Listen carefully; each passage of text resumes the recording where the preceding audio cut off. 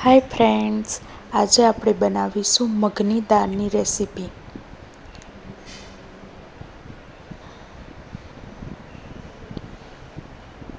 મેં અહીંયા 1 કપ મગની દાળને 2 કલાક સુધી પલાળી રાખી હતી અને તેને 2 પાણીથી ધોઈને હવે મગની દાળને આપણે બાફવા મૂકીશું, બોઇલ કરી લઈશું।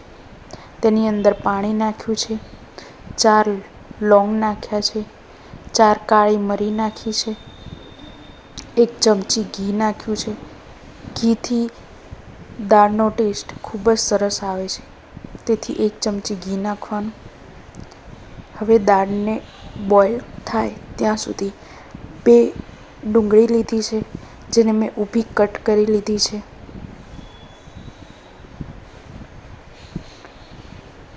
તેવી જ રીતે બધી જ ડુંગળી ઊભી કટ કરી લઈશું।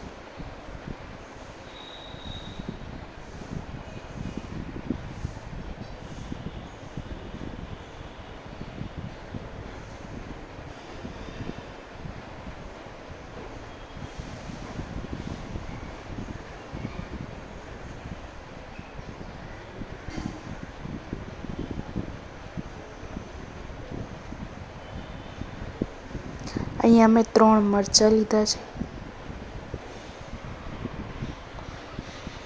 3 મરચાંને પણ કટ કરી લીધા છે। અહીંયા લસણ લીધું છે 5 કળી અને આદું લીધું છે, જેની હવે પેસ્ટ કરી લઈશું।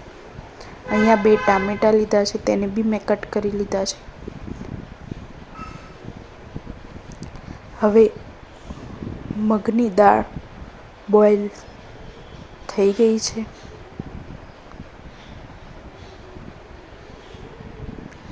મગની દાળને 15 મિનિટ સુધી બોઇલ કરવાની, સ્લો ફ્લેમ પર। મગની દાળ બોઇલ થઈ ગઈ છે। હવે એક કઢાઈમાં આપણે તેલ લીધું છે, તેની અંદર 1 ચમચી જીરું નાખીશું, 1/4 ચમચી હિંગ નાખી છે,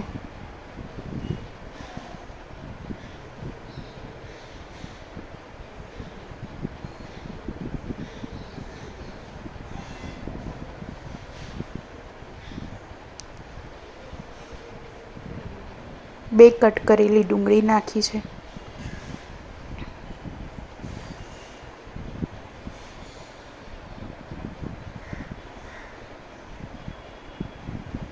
તેને આપણે બરાબર મિક્સ કરી લઈશું અને ગુલાબી ફ્રાય થાય ત્યાં સુધી ડુંગળીને ફ્રાય કરી લઈશું। હવે આદુ લસણની 1 ચમચી પેસ્ટ નાખી છે, 1 ચમચી તીખું લાલ મરચું પાવડર, 1 ચમચી કશ્મીરી લાલ મરચું પાવડર, 1/4 ચમચી હળદર,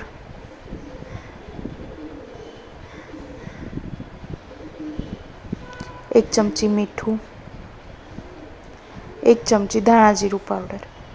તે બધા મસાલાને આપણે મિક્સ કરી લઈશું।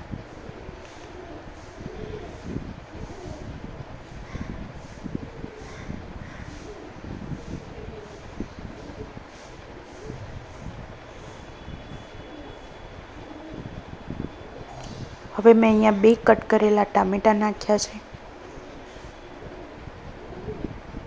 તેને પણ આપણે મિક્સ કરી લઈશું। હવે થોડું પાણી નાખ્યું છે, તેથી મસાલા નીચે ચોંટે નહીં। ટામેટાં અંદર મેશ થઈ જાય તેવી રીતે આપણે તેને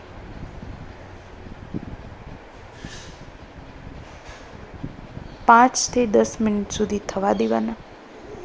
તેની અંદર બોઇલ કરેલું જે મગની દાળ હતી તે નાખી છે અને તેને પણ મિક્સ કરી લીધી છે। તેની અંદર 1 ગ્લાસ જેટલું પાણી નાખ્યું છે,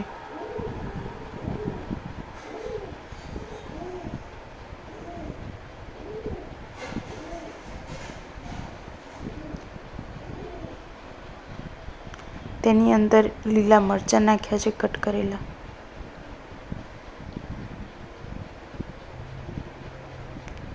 1/4 ચમચી કસ્તુરી મેથી નાખી છે, 1 ચમચી જેટલી સોંફ એટલે કે વરિયાળીનો પાવડર નાખ્યો છે. તેનાથી ખૂબ જ સરસ ટેસ્ટ આવે છે. 1 ચમચી જેટલો લીંબુનો રસ નાખ્યો હતો અને હવે કોથમીરના પાન નાખ્યા છે.